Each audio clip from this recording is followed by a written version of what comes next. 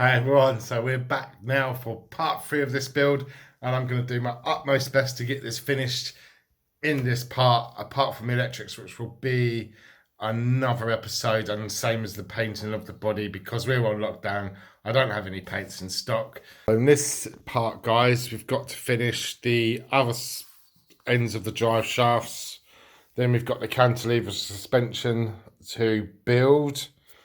Then we'll attach that. Then we'll attach that to the chassis, and then so on. And then we get to put in some shocks on, which I've already built.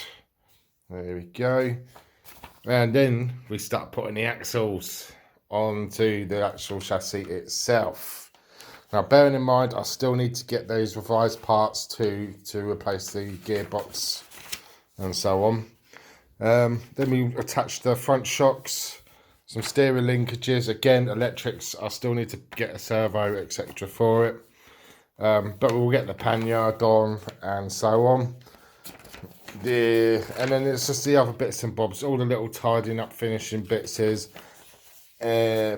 and pieces, some like little side skid plates, some wheels and tyres, which I'm not sure. I'm going to fit the tyres to the rims, but I'm not sure I will glue them yet, because I might go for a different style of rims, some metal rims.